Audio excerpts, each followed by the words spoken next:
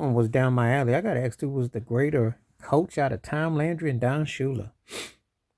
Football season. I love the topics, and this one is a heavy hitter. Two of the greatest coaches ever, two of my top five ever. Though Andy Reid is knocking on the door, because when it's all said and done, somebody gonna go down. It's gonna be interesting. Right now, if you ask me who the top five is, I would say Shula, Landry, Bill Walsh.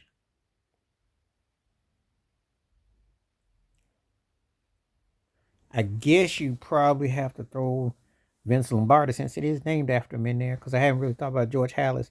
But Andy Reid is knocking on the door, and Chuck Noll got to get some love. Bill Belichick's got to get his. Belichick probably top five. That's interesting because Belichick would probably be. You gotta say Shula, Landry, Walsh, Belichick. Yeah, those four definitely. Maybe Chuck Noll. It depends on how we George Halas. But anyway, the question was, who did I take over the two? This is a great question. Probably the toughest one I'm going to get because Shula was so great. I mean, before Joe Gibbs, he had different quarterbacks representing Shula because he had, Bob Shula, the undefeated season is the only perfect season all the way through. Patriots came close, but not quite. And Earl Morrall, who was coaching in Baltimore. And then you gave Dave Woodley when they lost in Miami. So he had an incredible run, but Landry's flex offense, the doomsday defense, Staubach, those unfortunate episodes in Dallas where Danny White didn't win. So I think you can't lose with either one of them. Who had a better run in the 80s after the heydays of the 70s? It was Shula. Shula coached all the way to the 90s, and he was replaced by Jimmy Johnson. Remember how Landry got ran out of Dallas? Jimmy Johnson. Same thing, deja vu. But Shula, all-time winningest coach, regular season, incredible record. Landry's right there. Like I said, these are two of the top five greatest NFL coaches ever. You can't go wrong with whoever you pick. If I had to give a nod, I got to give it to Shula because he always was constantly changing. He was innovative. He was flex. And he had different, come on now.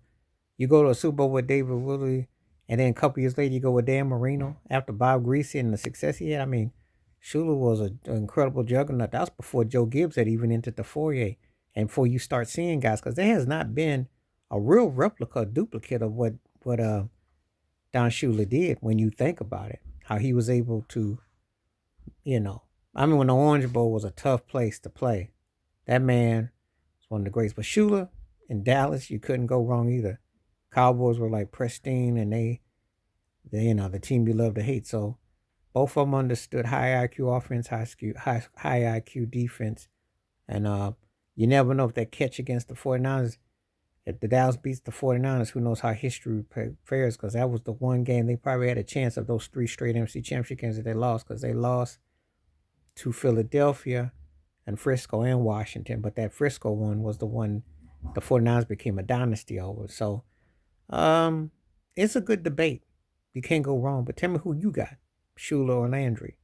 Two of the greatest head coaches ever. Great, incredible minds. And changed the landscape of coaching style. Very distinctive.